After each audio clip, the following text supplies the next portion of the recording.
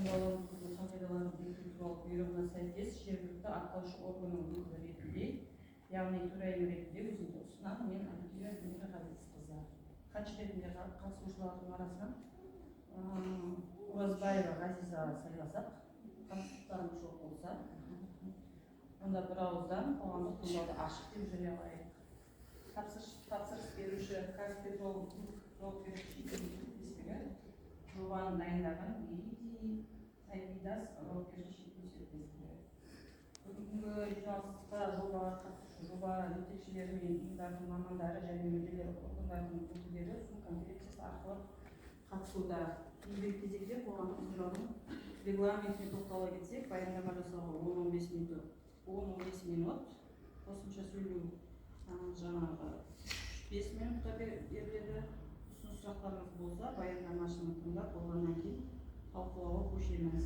Баяндама аяқталғаннан кейін жоба бойынша ұсыныстарыңыз, сұрақтарыңыз, пікірлеріңіз болса, аты жөніңізді атай отырып болады. Осы регламентте келіссеңіздер қоғамдық тыңдаудың күн тәртібіне регламенті туралы мәлімдемелерді жоба бойынша көреміз.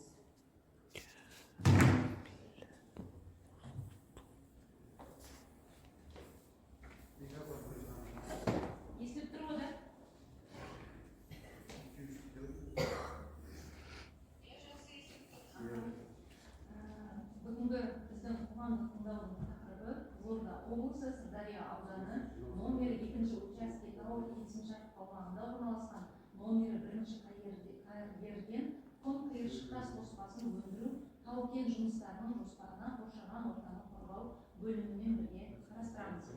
Жобаны әзірлеуші Лидия жауапкершілігі шектеулі серіктестігі, ал тапсырыс беруші Казпетрол Групп жауапкершілігі шектеулі серіктестігі.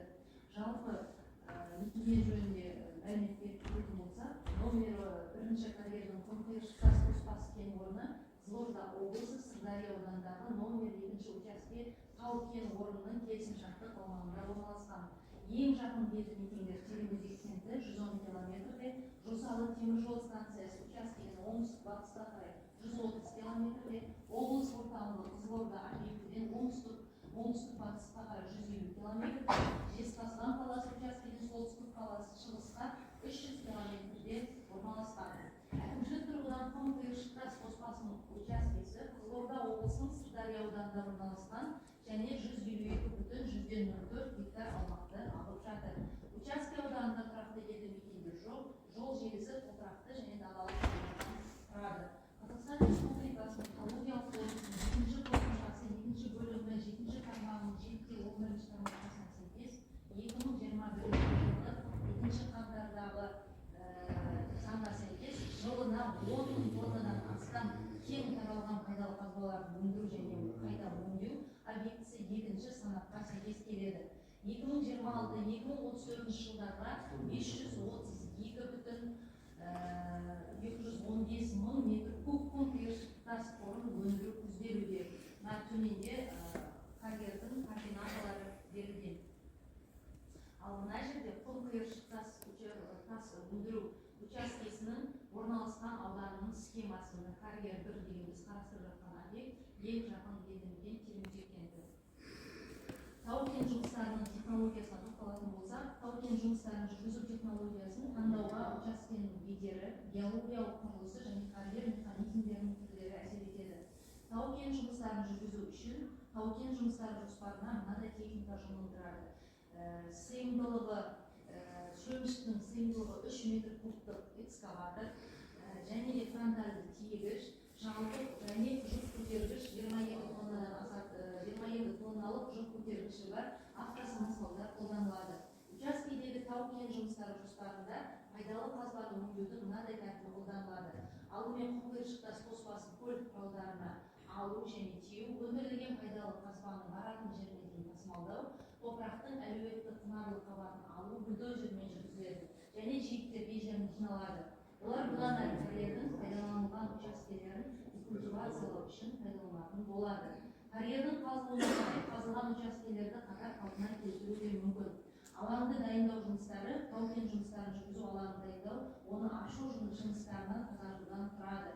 тазалау автоматизацияланған малдармен немесе бульдозермен тау-кен массасын кейіннен тиеу және жыныс үйіндісіне шығару арқылы фронтальды тиегішпен жүргізіледі. Бұдан әрі осы тау-кен массасы пайдаланылған учаскені культивациялау кезінде сондай-ақ жолдарға төгу үшін пайдаланылады. Атмосфералық ауаға әсерін бағалайтын болсақ, қом қиыршық тас өндіру жұмыстары барысында атмосфералық ауаны ластайтын 4 көз қарастырылған. Оларға ашу, өндіру және ашу жұмыстарын сақтау кезіндегі шығарындылар және культивациялық жұмыстар жатады. Бұл ретте атмосфераның ластануы органикалық емес шаңмен болады. Ластаушы заттар шығарындылар нормативтері 2026-2034 жылдарға сұралып отыр. Қом қиыршық тас өндіру кезінде атмосфералық ауаға ластаушы заттар шығарындыларының жалпы көлемі төмендегідей. Әр жылға әртүрлі, себебі әр жылдағы өндіру көлемі әртүрлі. 2026 жылға 9,8 тонна, 2027 жылға 7,94 тонна, 2028 жылға 9,8 тонна, 2029-2030 жылдар аралығында 8,187 тонна, 2034 жылға 8,17 тонна атмосфералық ауаға ластаушы заттар бөлінеді. Алаңда дизельді отынмен жұмыс істейтін арнайы техника мен қосалқы автокөлік, тиегіш, самосвал, бульдозер, экскаватор тартылады. Жылжымалы автокөлікпен шығарындылар жылына 17,3 тоннаны құрайды. Автокөлікпен шығарылатын зиянды заттардың мөлшері дизельдік отынның жоспарланған шығыны бойынша есептелген. Санитарлық қорғау аймағының шекарасында зиянды шығарындылардың жүргізілген есептеулерін талдау зиянды заттардың шоғырлану шекті рұқсат етілген деңгейден аспайтындығын көрсетті.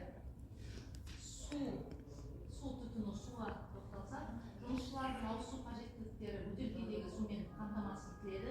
Техникалық және шаруашылық тұрмыстық сумен жабдықтау жақын елді мекендердегі су жинау ұңғымалары мен құдықтарынан су жеткізу жолымен жүзеге асырылатын болады. Шаруашылық тұрмыстық қажеттіліктер үшін суды сақтау сыйымдылығы 900 литрлік цистернада, ал техникалық суару жуу машинасы көлем 130 көздеу ұсынылады.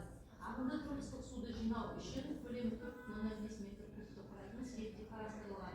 Барьердің аумағында жұмысшылардың қажеттілігі үшін уақытша аулалық биодәретхана орналастырылады. Ауладағы дәретханаларды бөлшектегеннен кейін өндіру жұмыстары аяқталғаннан кейін дезинфекциялық іс-шаралар жүргізілетін болады. Пайда болған сатынды суларды шарт негізінде басқа жергілікті ұйымдар дер кезінде сору және әкетуі керек.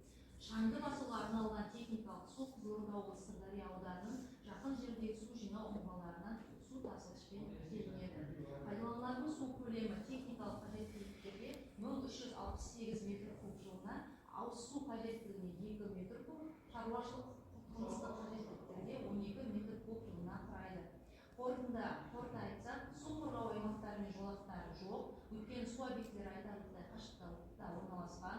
Карьердегі жұмыстарды жүргізу процесінде жер асты және жер үсті суларының ластану қаупі, өндірістік ағындардың пайда болуын көздемейтін технологиялық операцияларды жүргізу ерекшеліктерін ескере отырып барынша азайтылды. Жер жамылғысына әсері: геоморфологиялық қатынастағы жұмыс аумағы 181-ден 200 метрге дейінгі абсолюттік белгілері бар әлсіз төбелі жазықтықтан тұрады. Шегінде карьер орналасқан ауданның орталық бөлігін оңтүстік-батыстан солтүстік-шығысқа қарай созылып жатқан платалық биіктік алып жатыр. Екі жағынан тегістелген дерлік жазық үстіңгі беті бар бұл плата биіктігі 70 метрге дейін шектеледі. Үйлердің нүктелері бар, әсіресе жоғары бөлігінде көп мөлшерде ойықтар, жыралар, құрғақ арналар болып бөлінеді. Өндіру жұмыстарын жүргізу кезінде топырақ жамылғысының жай-күйіне келесі факторлар әсер етеді. Алаңдардың, жолдардың орналасуы, жұмыс процесінде механикалық әсер ету, автомобиль көлігі және арнайы техника, өндірістік қызметке байланысты химиялық әсер. Қазақстан Республикасы экологиялық қауіпсіздік кодексінің 238 бабына сәйкес пайдаланушылар жер қойнауын пайдалану жөніндегі операцияларды жүргізу кезінде, сондай-ақ жердің бұзылуына байланысты құрылыс және өзге де жұмыстарды жүргізу кезінде бұзылған жерлерді қалпына келтіруді жүзеге асыруға міндетті. Өсімдік қабатына тоқталсақ, ауданның көп бөлігінде өсімдіктер өте аз, жерлер бөлінісі және олардың экономикалық маңызы шамалы, олар жайылым үшін ғана қолданылады. Өсімдік ресурстары пайдаланылмайды.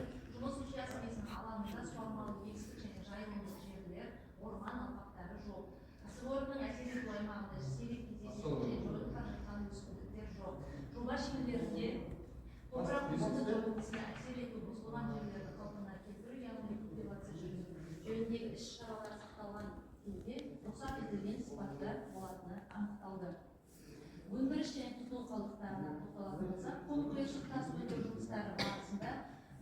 жылына 0,56 тонна көлемінде қатты тұрмыстық қалдықтар түзіледі.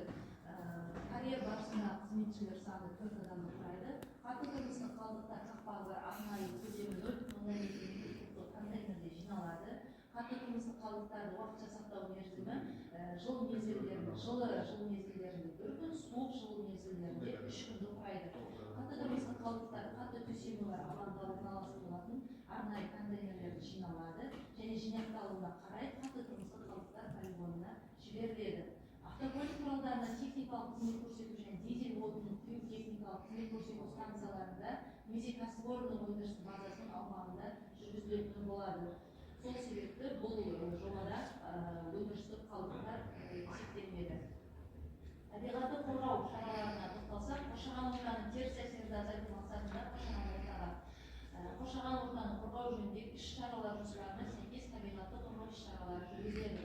Оларға арнайы техникалық бақылау жұмыстарын және пайдалану, құм қиыршық тас өндіру учаскесінде автокөлік қозғалысы кезінде автожолдарды шаңды басу бойынша жұмыстар жүргізу, атмосфераға ластаушы заттардың нақты көлеміне бақылау жүргізіп отыру, техникалық мақсаттар үшін суды есепке алу және ұтымды пайдалану, жердің ластануын болдырмау үшін қалдықтарды уақытылы арнайы мамандандырылған мекемелерге өткізіп отыру, учаскенің аумағы бойынша автокөлік құралдарының қозғалысын оңтайлы схемасын қамтамасыз ету, сондай-ақ өндірістік экологиялық бақылау жүргізу.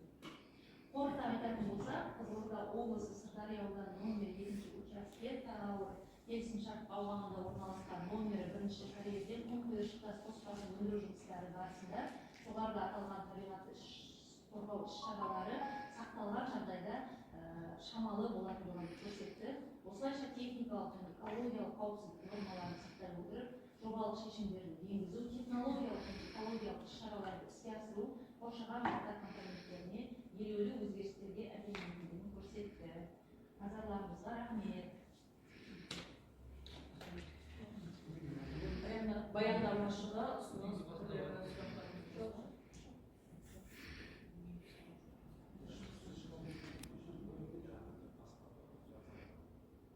Алма, Гүлшат.